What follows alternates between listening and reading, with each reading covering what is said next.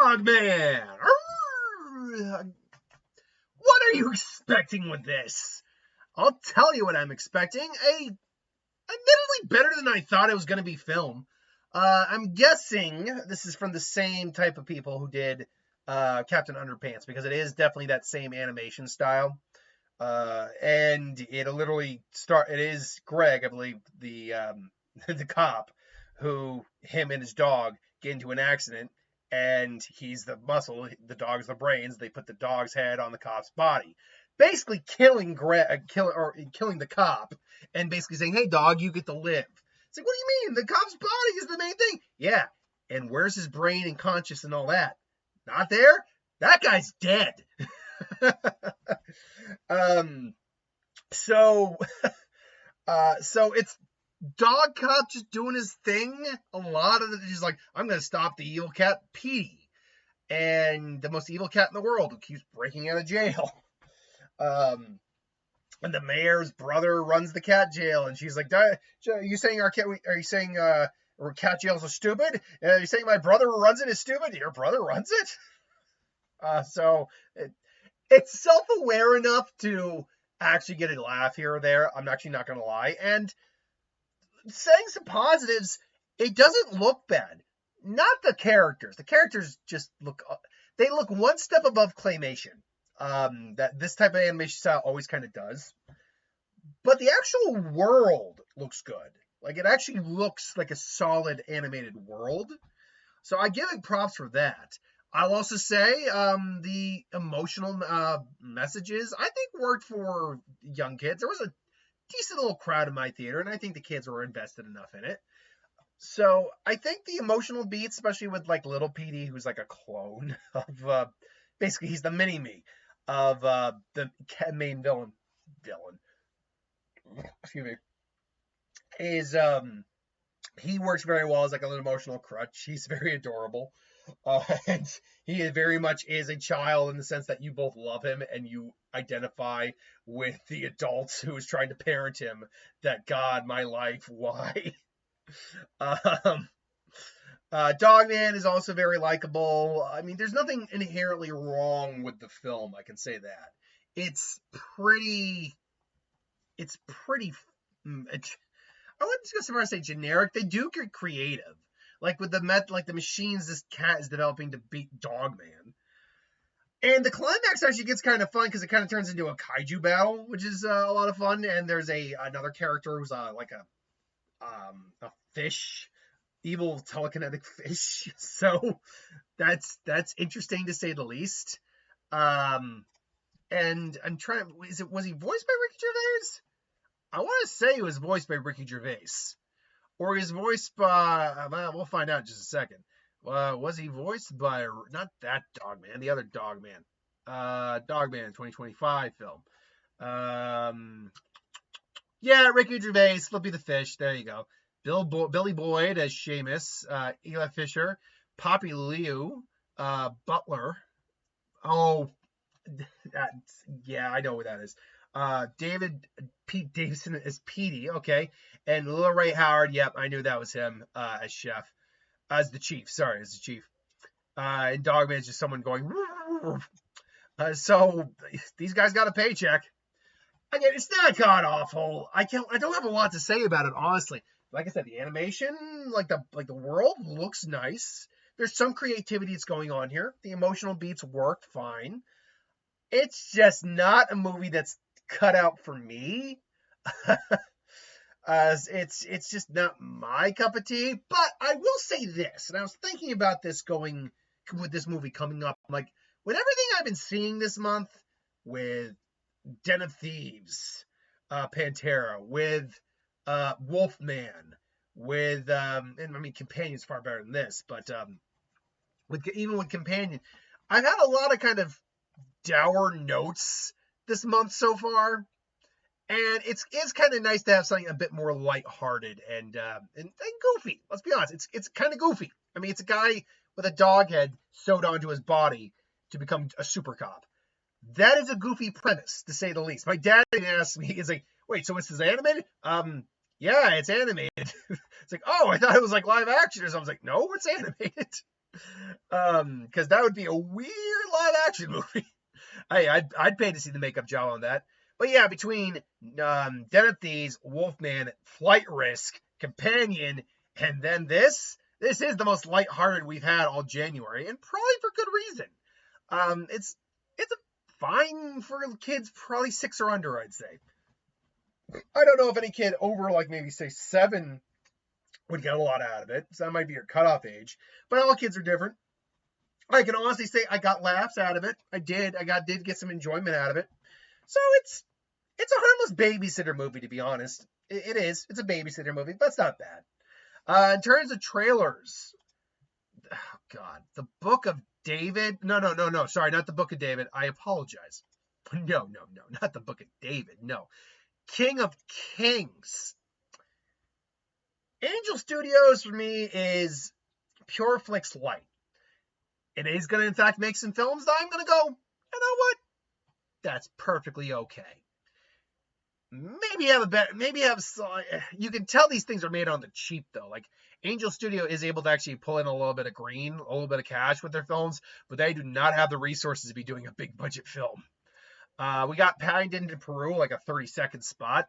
Obviously, I'm looking forward to that. 1 second here. What else have we got? I know we got a couple other trailers. There was a nice little short. It was like a 5-minute short for the bad guys.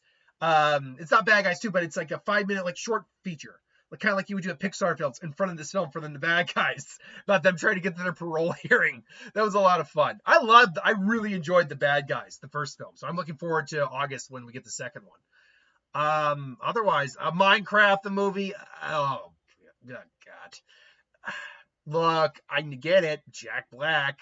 Bowser, Mario made a 1.3 some odd billion dollars, so I'm not judging the choice. I'm judging the lack of effort that seems to be going into this movie.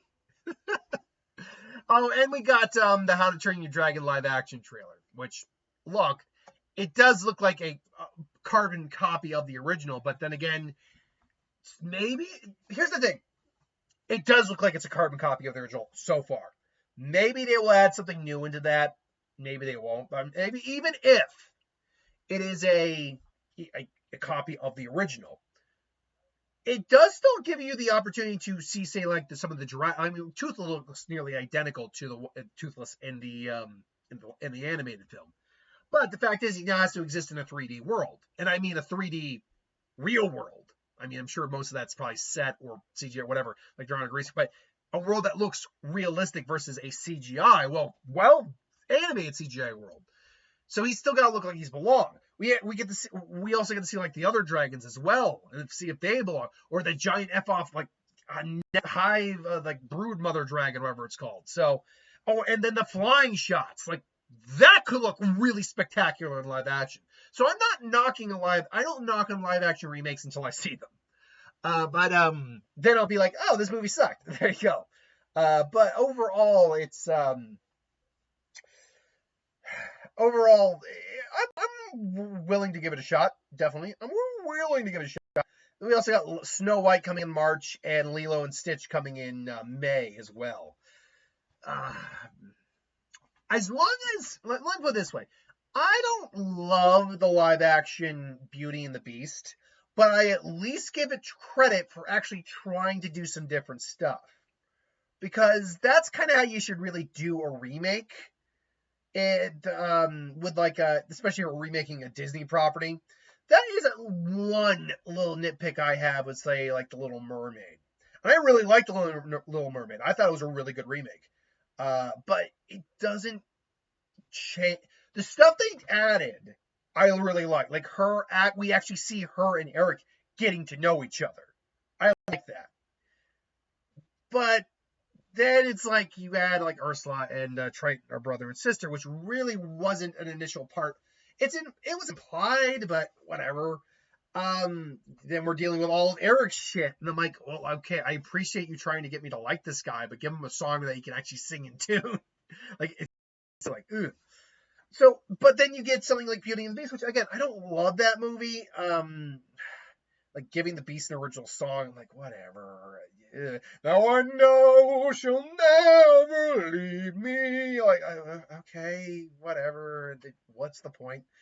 But like, you get the teleportation map, which is a cool idea. You just needed to. Like, wait, what? You say you're trapped here, but you have this teleportation map. What? Or was it a globe or something like that? It was a book or a book. I think it was a book. So it's like, wait, what? You need to give some more. Like, that's the thing. And like, they try to add more for Gaston. Like, I appreciate the stuff they tried in that movie, but it didn't work very well. Whereas in Cinderella, I love Cinderella, but the one thing I will agree on is that she is like, the message doesn't resonate as much as the original because she can just leave her house whenever she wants. She's not bound to the damn place. So it does actually hurt the movie a bit. Maleficent, I liked the fairy stuff with Maleficent. The fairies can go dip in some molten iron. Like, they were terrible characters. But Maleficent herself was a good character in her movie. Second one barely had her, but still, they did do some fun stuff. I've just gone into riffing on the Disney remakes now. Never cared once for the Alice in Wonderland stuff, because there's one thing to change stuff. There's another thing to change the entire lore of the story. It's Underland. No, it's not, you assholes. Burton, what the hell are you thinking? It's like, well, it's Underland. No, it's not. It's Wonderland. But I decided, well, see, no, I understand. That was one. But what I'm doing is, what you're doing is ass. It's asinine. Stop being ass. Might as well just go through them all. Jungle Book, Mowgli stays. Honestly, there's not too much difference there. Otherwise, I actually like the Jungle Book a lot. I thought that was one of the better ones. Aladdin. Oh, again, liked Aladdin. Did need a better actor for Jafar, though. He could have been good, but his, like, you get what's coming to you, and now we only want your eternal reward. How about my foot? What? Why? Didn't have a problem with Will Smith's genie. I actually didn't even think the genie effect looked bad. And having Jafar come from a place of poverty to relate to Aladdin, like that. You had one of the best badass Disney moments in the 90s with Jafar turning into the giant cobra. I remember that. I'm like, snakes are awesome. That was awesome. One of the things that gave me my love for. I love snakes. You replace it with a giant macaw. Are you high, Guy Ritchie? Are you high? So there's that. I mean, I could go on. I actually never saw Pete's Dragon, so I couldn't comment on that. But I could go on for like a few of the other ones if I tried to remember them. Dumbo, I actually didn't watch Dumbo either. But I do remember the Pink Elephants was a different one. Not bad change though, from my understanding. It was like an act in the show, which is cool. Anyway, I'm not just riffing on Disney, which is appropriate occasionally when Disney is not doing what Disney should be doing and giving us good entertainment. I digress. Thank you for watching. Hope you enjoyed. Like, comment, share, subscribe, and I'll see you next time.